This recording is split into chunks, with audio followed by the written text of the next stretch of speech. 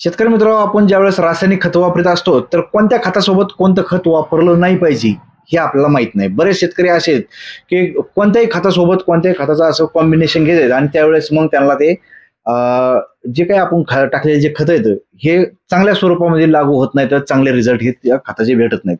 तर त्याच्यामुळे शेतकरी मित्रांनो, मी आज तुम्हाला सांगणार आहे किंवा कोणत्या खतासोबत आपण खत वापरलं पाहिजे. तर मित्रांनो, कॅल्शियम नायट्रेट ह्याच्यासोबत तुम्हाला वापरायचं नाही अमोनियम सल्फेट, हे बिलकुल त्यासोबत वापरायचं नाही. पुन्हा कॅल्शियम नायट्रेट ह्याच्यासोबत तुम्ही पोटॅशियम सल्फेट जे असतं हे पण वापरायला जमत नाही. परत कॅल्शियम नायट्रेटच्या सोबत अमोनियम सल्फेट हे पण वापरायला चालत नाही. परत आणखीन कॅल्शियम नायट्रेट आहे ह्याच्यासोबत ferrous sulphate, zinc sulphate, copper sulphate, manganese sulphate आणि मॅग्नेशियम सल्फेट हे पण त्याच्यासोबत वापरायला चालत नाही. आणि मित्रांनो, परत पुन्हा एक सांगतो, कॅल्शियम नायट्रेट सोबत पुन्हा एक खत चालत नाही, ते फॉस्फरिक ऍसिड. हे पण त्याच्यासोबत तुम्हाला वापरायला बिलकुल चालणार नाही. कॅल्शियम नायट्रेटच्या सोबत तुम्ही सल्फ्युरिक ऍसिड जे हे पण वापरू शकत नाहीत.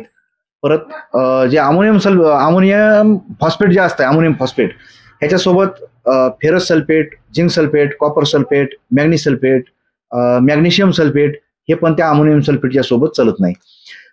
पुन्हा आणखीन आता त्याच्यानंतर आपलं जे पोटॅशियम सल्फेट असतंय, पोटॅशियम सल्फेटच्या सोबत अमोनियम सल्फेट हे वापरायला चालत नाही. पुन्हा आणखीन कॅल्शियम नायट्रेट असतंय त्याच्यासोबत जे आपलं चिरेटेड फेरस असतंय, झिंक, कॉपर, मॅग्नीज हे पण त्याच्यासोबत वापरायला चालत नाही.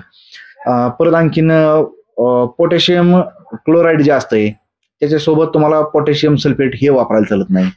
पोटॅशियम सल्फेट जे असतंय त्याच्यासोबत ferrous sulphate, zinc sulphate, copper sulphate, manganese sulphate, magnesium sulphate हे त्याच्यासोबत बिलकुलही वापरायचं नाही. त्याच्यामुळे हे जर असे खतं वापरले तर आपल्याला रिझल्ट भेटत नाहीत.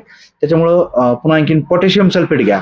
पोटॅशियम सल्फेटमध्ये सल्फ्युरिक ऍसिड हे वापरायचं नाही. अमोनियम सल्फेट जर तुम्ही घेत असताल त्याच्यासोबत चिलेटेड फेरस असतंय, झिंक, कॉपर, मॅग्नीज हे पण तुम्हाला त्याच्यासोबत अमोनियम सल्फेटच्या सोबत वापरायला चालणार नाही. परत आणखीन फॉस्फरिक ऍसिड जे असतंय त्याच्यासोबत जे आपलं चिलेटेड फेरस असेल, झिंक, कॉपर, मॅग्नीज हे पण आपल्याला त्याच्यासोबत वापरायला चालत नाही.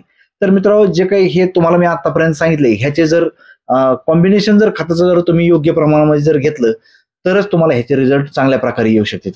नाहीतर मग जर मी आता सांगितले हे मुद्दाम एक तुम्ही वही घेऊन त्याच्यावर लिहून घ्या किंवा हे जे आता सांगितलेले जे ह्याच्यासोबत कोणत्या खतासोबत कोणते खतं चालत नाहीत हे जे मी आता तुम्हाला सांगितलं ह्याची ह्याच्यावर लिहून घ्या आणि तशाच प्रकारे आपल्या खताचा डोस करीत असताना त्याच्यासोबत वापरलं पाहिजे, म्हणजे आपल्याला येणारे जे रिझल्ट आहेत हे चांगल्या स्वरूपामध्ये मिळून जातील.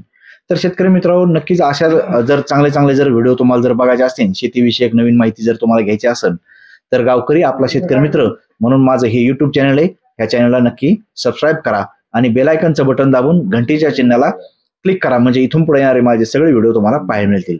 मित्रांनो, व्हिडिओ पाहिल्याबद्दल धन्यवाद. राम राम.